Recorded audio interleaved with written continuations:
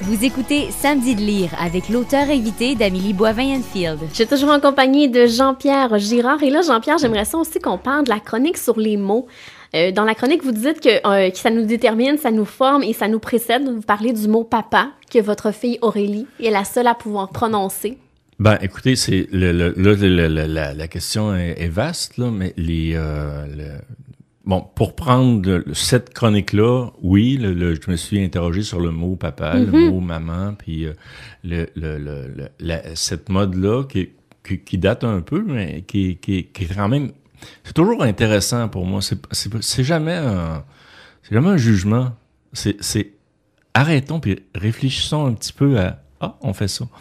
Puis j'ai ma belle-sœur que j'adore, dont les enfants l'appellent par son prénom. Bon.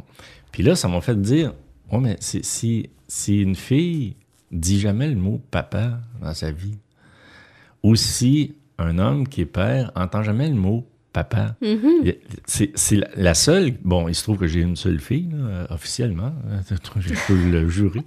Puis mais si elle dit jamais ce mot-là, qu'est-ce qui va... Personne d'autre va pouvoir le dire. Puis surtout, qu'est-ce qu'elle va devenir si elle dit jamais le mot père ou papa? Puis c'est ni bien ni mal. C'est juste le fait de dire le mot papa, dire le mot maman, plutôt que d'appeler notre père ou notre mère par son prénom, ou je sais pas qui. Puis réfléchissons à ça, finissons le gâteau, puis qu'est-ce que t'en penses? Puis évidemment, à l'inverse, ben une mère qui se fait jamais dire maman, ben, ça doit être bizarre. Hein? Je veux dire, ça se fait appeler Huguette, mettons. Pardon s'il y a des Huguettes à l'audition. Mais ça doit être curieux de jamais entendre notre statut, parce que oui, les mots nous précèdent, oui, les mots ils sont là depuis bien plus longtemps que nous, puis ils vont nous survivre, c'est clair. Alors, il y a des choses qui nous déterminent en rapport au langage, puis c'est juste la petite anecdote de cette Et moi, c'est la fin de la chronique qui m'a troublée. Allez-y. Avec le fait qu'il y a 20 ans, on utilisait à peu près 3000 mots dans notre langage et qu'aujourd'hui, on en utilise seulement 2200. Qu'est-ce qu'on va faire? Parce que, et encore une fois, c'est pas un jugement, c'est juste une observation. On est en train, littéralement, vous voyez, si vous écrivez au donneur.ca ou si vous écrivez à jeanpierregirard.com, on rétrécit, là. On a même enlevé les espaces entre les mots, là. On a même enlevé pour les adresses courriels. C'est fascinant, ça va être une autre chronique, là, je sais pas quand, là. C'est fascinant. Est-ce qu'on revient vers le grognement? Est-ce qu'on revient vers ça, l'espèce de conceptuel? Je sais pas, mais c'est encore une fois, je radote, là, c'est ni mieux ni pire, mais c'est une observation. On s'exprime d'une manière conceptuelle et on se comprend, alors que la langue, c'est pas là pour se comprendre. C'est pas vrai. La langue est là pour jouir, elle est là pour dire à une femme qu'elle est belle, elle est là pour... c'est beau.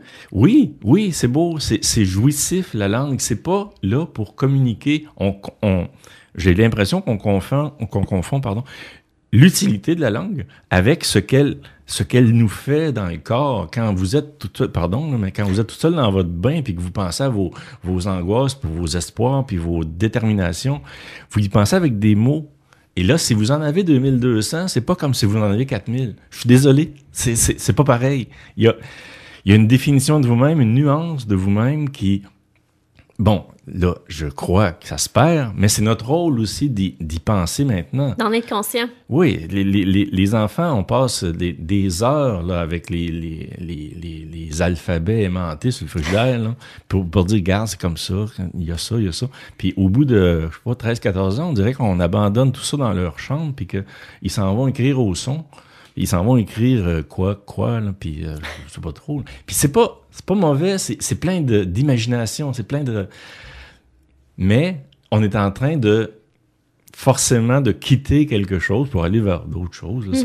C'est pas un bon moyen d'acquérir des mots aussi, c'est de lire aussi.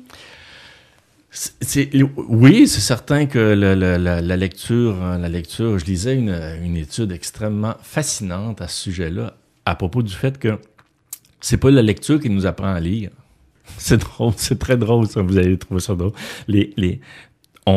D'ailleurs, il y a plusieurs experts qui se sont arrêtés sur le fait que on n'a pas besoin de poser nos yeux sur chaque lettre pour lire un mot ou un paragraphe. On y va comme ça, puis on comprend l'idée. Ça veut dire que nos capacités cognitives nous dépassent, puis dépassent pas la simple, parce que c'est assez relevé d'être capable de lire un texte, là. Et d'ailleurs, vous savez qu'on a quand même 24% d'analphabètes fonctionnels là, au Québec. Là. C'est du stock, ça, si vous me permettez. Mais 50% de la population est analphabète, mais à différents niveaux. Là. C'est ça, à différents niveaux. Il y a des 1, 2, 3, 4. Là, la Fondation de l'alphabétisation nous dirait ça, là, mais c'est troublant. Nous autres, on dans un pays développé comme le nôtre, là. Oui. Puis nous autres, on écrit des livres où on en lit, on les commente. Mais attendez un peu, là. Il y a des gens qui s'en vont dans une pharmacie puis qui sont pas capables de saisir c'est quoi qui est écrit là, sur la boîte de pilules. Là. C'est, bon. Et puis, oui, voilà. Donc, le langage nous détermine, c'est certain. Puis, j'y crois beaucoup. Ma fille me remerciait. Elle commence à me remercier, elle a 23 ans, c'est normal. Elle me remerciait parce que ça l'a fait suer longtemps, là, que je réclame que si elle m'écrit des textos, elle a même été 3-4 mois sans m'écrire de textos, parce que j'exigeais... Des vrais mots. Oui, écrit les mots. Puis là, maintenant, elle me remercie. Puis elle va sur le comité de rédaction de Alternative, que vous connaissez peut-être, là. Elle commence, là, puis elle va écrire sur la Palestine le mois prochain. J'ai hâte de lire ça. Mais elle est reconnaissante maintenant là, que le concept... Vous savez ce que c'est bon, mes collègues philosophes en parleraient avec beaucoup plus de clarté que moi, mais le signifiant et le signifié. Le signifiant, c'est ce qui est indéniable pour tout le monde. Mettons, si j'écris le mot autobus, puis que vous le voyez ou que vous le lisez, mais c'est le même mot que moi. Mais si vous fermez les yeux, et si vous pensez à un autobus, mais celui qui est dans votre tête, c'est pas celui qui est dans la mienne. Mm-hmm. Et ça, c'est fascinant, comme on parlait tantôt de capacité cognitive, de capacité d'abstraction, de saisir qu'il y a un monde réel qu'on peut compréhensible pour tout le monde. Puis il y a aussi un monde dans notre tête, un imaginaire qui est exclusivement à nous. Alors, qu'est-ce qui va se passer? Moi, ça me fait rien que mes étudiants à 17-18 ans écrivent beaucoup en écrivant BCP. Ça me fait absolument rien. Je trouve ça drôle. Puis même, au rythme où je parle, ils se font mieux de trouver leur système d'abréviation parce que ils l'auront pas tout. Mais si le petit gars de 7 ans là, commence à texter là, parce qu'il s'est fait acheter un cellulaire, puis que lui, là, le signifiant, donc le matériel, beaucoup, c'est BCP. Ah ben là, non, là. Oups, ça marche plus, là. On est en train de perdre quelque chose, là. Ben oui. Puis ça veut pas dire que ça va vers le mieux ou moins pire ou je sais pas quoi, là. C'est juste que on a le devoir de se poser des questions, sinon on va léguer ces questions-là à nos enfants, puis on va les écraser sous le poids des questions qu'on n'aura pas été capable de répondre.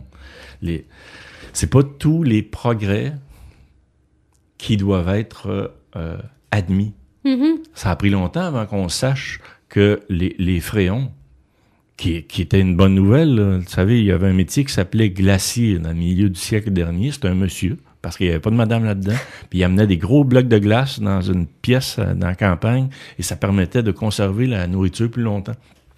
Mais ça a été balayé par l'avènement des réfrigérateurs et les fréons. Et là, tout le monde a applaudi parce que tout le monde a eu un réfrigérateur. Mais on s'est rendu compte dans les années 90, 40 ans après, que ça perçait la couche d'ozone, les fréons. C'est interdit maintenant. C'est pas tous les progrès qui doivent être adulés, qui doivent être... Il faut qu'on pense à notre affaire. Alors, qu'est-ce qui est en train de se passer avec les textos, puis les SMS, puis les je sais pas quoi? Je ne sais pas, mais c'est notre devoir d'y penser. Mm-hmm.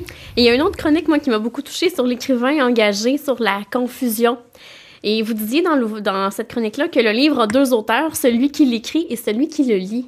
Et j'étais vraiment d'accord avec ça. Ah ben, vous me faites plaisir. Oui, non, mais c'est vrai. Remarquez, ce serait pas grave que vous ne soyez pas d'accord. On en discute, là, mais ben oui, il y a 2 auteurs dans le livre. C'est le bonheur de la lecture aussi, le bonheur de comment on peut, si une écriture arrive à en faire jaillir une autre, qu'elle soit transitive ou pas, dans le sens qu'on pousse le crayon, c'est une écriture transitive, ou qu'on ne le pousse pas. Là. Anne Hébert regardait sa page pendant une journée, elle écrivait 3 lignes. Ah oui? Oui. Puis si vous voyez, vous voyez mon agenda, les auditeurs ne le voient pas, là. Mais moi, c'est le contraire, là, je rature. Et tout est bon là-dedans. Mais l'écriture transitive, l'écriture intransitive, un écrivain est écrivain 24 heures par jour. Là. Il est écrivain quand il regarde le hockey. Il est écrivain, c'est une façon de... On y pense constamment. Ben, on n'y pense pas constamment, mais on est constamment allumé à ce qui nous entoure. Oui, puis on est poreux. On est poreux. Mm-hmm. L'écrivain, une de ses grandes qualités, c'est d'être poreux, je crois. Puis d'être témoin. L'écrivain ne juge pas. D'après moi, un écrivain qui juge, c'est pas un écrivain. Ça peut être un essayiste, ça peut être un homme critique. Ou une femme politique, ça peut être... Mais j'ai de la misère avec ce rapport-là. Et de là, donc, votre question de tantôt, de là, l'écriture engagée, pour moi, c'est l'idée de... Je vais citer Monique Pouge, c'est l'idée de ne pas mentir. Ou en tout cas, d'imaginer qu'on n'est pas en train de mentir quand on fait ça, puis quand on laisse basculer cette patente-là dans l'ordre public, parce que vous avez commencé en disant ce que j'avais fait, etc., mais pour être très honnête, il faudrait citer... Il y a 2 listes. Hein. Il y a les choses qu'on a réussies, puis il y a les choses qu'on a ratées. Lesquelles nous déterminent le plus? Pas convaincu. Là. Je suis pas convaincu que c'est nos réussites, nos prix, puis nos bourses, puis ces affaires-là. Mais les choses qu'on a ratées... Vous savez, 5000 pages, là, c'est aussi solide qu'une brique. Si vous voulez changer l'huile de votre auto, là, vous pouvez monter sur les 2 piles de pages, là, puis ça va être aussi solide que la brique. Donc, les affaires qui n'ont pas été publiées, les affaires qui sont dans les tiroirs, des affaires qui vous ont fait littéralement comme... je sais pas, je te vois l'exemple de Wayne Gretzky, mais ça va finir par dater mon exemple. Mais prenons Max Pacioretty, là, avant de compter des buts, il en a fait des push-ups. Ben oui. C'est ça. Mais là, qu'est-ce qu'on acclame, c'est le but. Mm-hmm. Mais les push-ups, puis tout le parcours stop and go, qui précède ça. C'est ça. Ça fait partie du parcours de l'écrivain. Puis, si tu me permets, Jean-Pierre, on va devoir s'arrêter. D'accord. Et au retour, on va parler du coup de cœur littéraire, mais dans votre cas, à vous, ça va être particulier. On s'en reparle plus tard.